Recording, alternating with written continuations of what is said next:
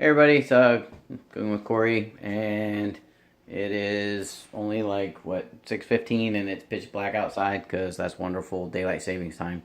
Anyway, so today I'm going to be doing hamburgers. I'm going to point you guys at the stove area this way, because you don't really need to see me that well. You need to see what's going on here. Not so much here or here, because you don't care about this. Nobody cares about that. Anyway. So I'm gonna be making pepper jack cheeseburger. So I got my Ghetto Kroger cheese. I'm probably gonna snack on some of these sexy peppers my mom gave me because she ended up not using them. So I'll be chomping on some of those. So there's all kinds of ways to make hamburgers. Like everybody's got their own special way of making them, this way and that way. I'm gonna make the good old-fashioned hamburgers like Mom used to make, that you got on a piece of bread because she didn't buy any buns, and the bread got all like squishy with the juices from the hamburger. So that's what kind I'm gonna make. So this is just a easy traditional hamburger make, I guess, if there is such a thing as a traditional hamburger making. I have, and because my wonderful children, when they were younger, have lost most of my stuff, I have this thing, if I can find it, all the pieces to it. I have the main piece, which is what matters.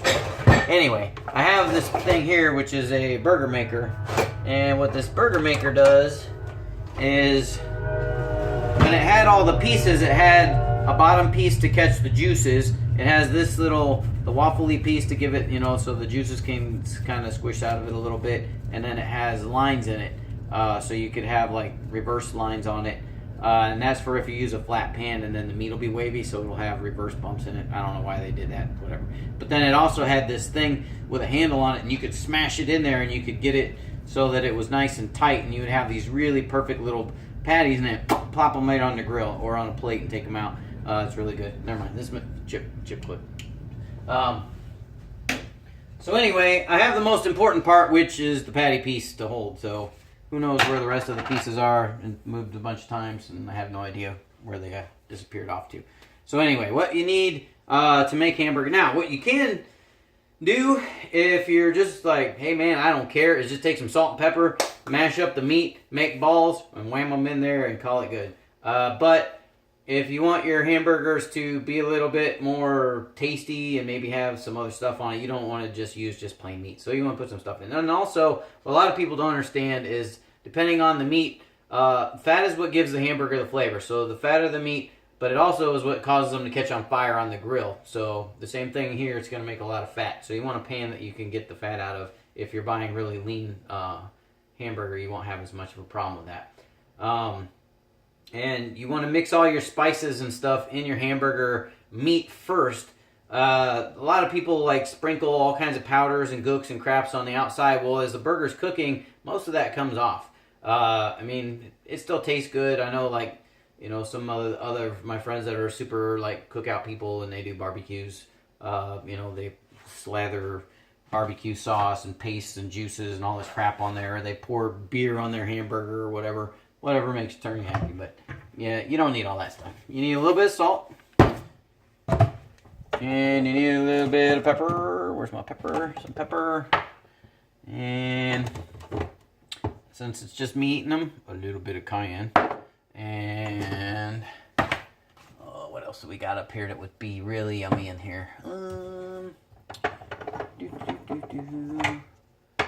right, yeah, that's enough. And then I'm also going to mix a little bit of Worcestershire in there. And I have some fresh peppers. Well, they're kind of fresh. They're not as fresh. I was going to make stuffed peppers, but I realized I already made a stuffed pepper video. And so if you guys look back, scroll through my page, you'll see like I already made stuffed peppers. So these make really good stuffed peppers, especially like when your peppers are kind of starting to get wrinkly, because they're ready to like not be good anymore when they get all wrinkly like that. So either cut them up and put them in a salad and mix it to the bottom so people don't see that you've got wrinkly peppers, or you can take your peppers and you can rip this piece out and core them and cut them into pepper rings, and cook them around with your hamburger, and they'll make little happy pepper rings to go on your hamburger that you can cook. So that's what I plan to do with them. I'm gonna make them little pepper rings. Let me get a bowl.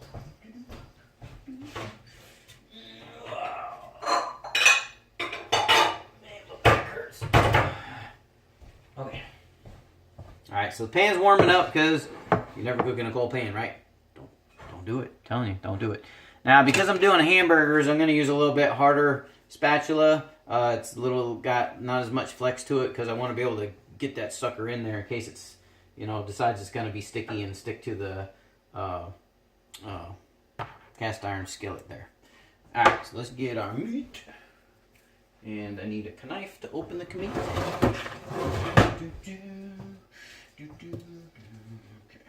Oh, blood's everywhere. Okay, that wasn't good. Let me poke this. Okay.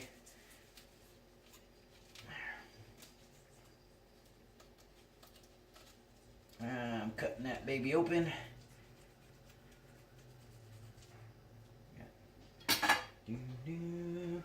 Alright. Smoosh that right on in there. Blah. Got our hamburger. It's actually deer burger, or venison burger, as Charles likes to correct me all the time, that it's not deer burger, it's venison burger, because deer meat is called. You don't say I'm eating cow, you say you're eating hamburger or beef. So technically the meat of the deer is venison. And I'm going to rinse this out, or else I will have my crazy dog get in the trash and attack it and try to eat all that, because he loves old yucky bloody deer meat.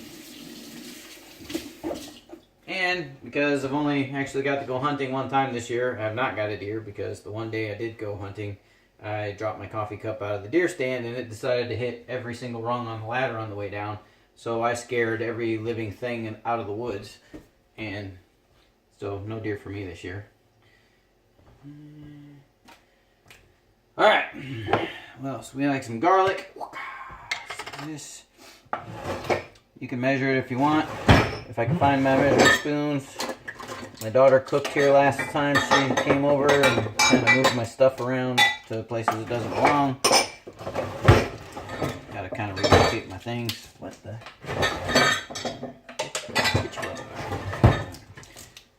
I like garlic, and this is about a pound of meat, so I'm going to say a teaspoon of garlic. You can say a tablespoon. You can put more or less. It's all good. Whatever you like.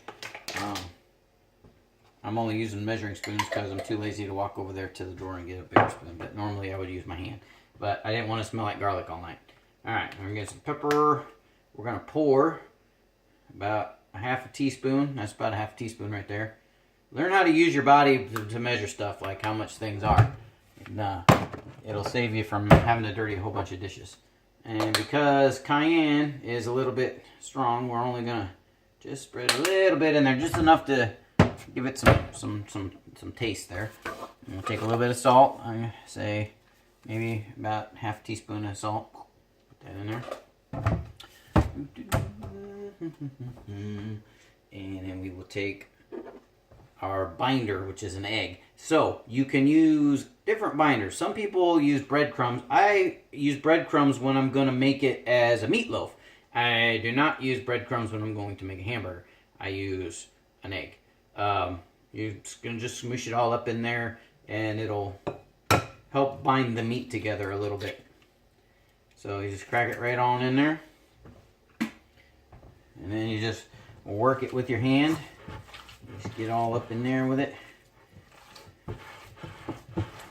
And you can put all kinds of other stuff in there, whatever you like. I mean, if you want different spices and different crap, then you go right on ahead with your bad self and put all kinds of things in there. Again, like if you're using a lot of dry spices, you want to make sure you mix the meat real well, or somebody's going to get like a big mouthful of it. And just a little bit of Worcestershire, just to give it a little bit of a soury, Worcestershire fishy taste, because we like that. All right. And I'm starting to think this was maybe not quite a pound of meat because usually 1 egg and 1 pound of meat blends up very well, and it's not this wet. But that's okay. We don't mind wet meat. It's okay. Just keep on smashing your meat right there. Smash, smash, smash, smash, smash, smash. Alright. Alright, start scraping the little pieces and pieces down. Alright, so the good thing is we know it's going to stick together because it's wet. Now, sometimes if you make it too dry, what'll happen is you'll go to make your burgers for your friends, and they're going to come out like, you know, meat pucks, and that's going to be too bad. We don't want that. Alright, I'm going to turn this heat up a little bit. I need to get my lube. I'm just going to lube the pan today because it's right here.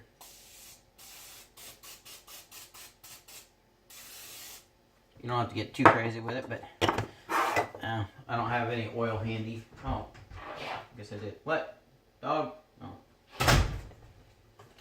My dog likes to scratch to get in and run away. I think it's a game that he plays. Alright, so if we're making quarter pounders, a quarter pounder hamburger is about that much. That's about that much. Since this is about a pound of meat, yeah, see, it's about 3/4.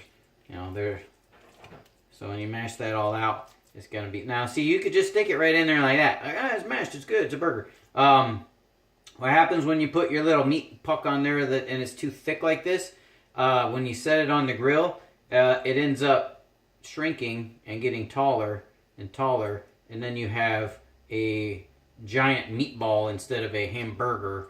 And people are going to be like, dang, I can't really put all that meat in my mouth. It's too big. I need to smoosh it down too much. So I would suggest keeping them at a reasonable size. So if you're smooshing them in here, and the hamburger has a lot more fat, and it's going to shrink. And again, on the barbecue, it's going to catch on fire. So you want to be careful with that. Whereas deer burger, or venison burger, Charles, is a lot more lean and doesn't have that much fat in it.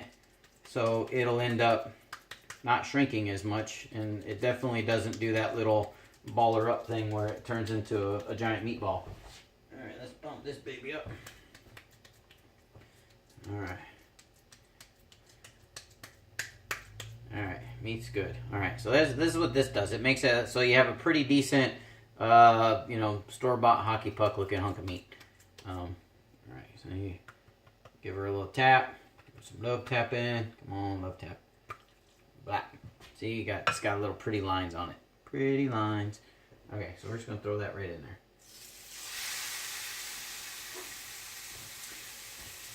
Now, since it's just me, I really only need one big old patty like that, but I'm going to cook all 3 of them because they'll hold well in the refrigerator once they're cooked. And then one of the things with cheeseburgers is don't forget to put the cheese on while the burger is hot. So either while it's still cooking, right after you flip it, put the cheese on that side, or put the cheese on it, when you go to put it on the bread or the bun, flip it the hot side that was just on the grill or the fire or the stove. You want to flip that side up and put the cheese on there so it melts. Just saying. Just a suggestion. You don't have to take my suggestions.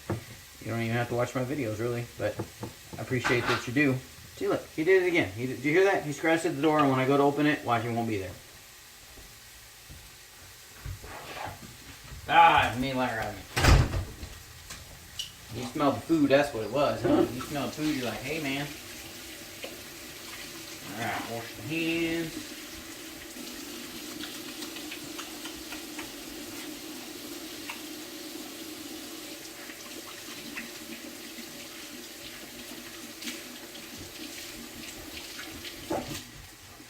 Alright, so if you're that like working family or working mom, working dad, freaking whatever, and you're you saw it didn't take how long were we at? 14 minutes. So that was like from nothing to on the cook in 14 minutes.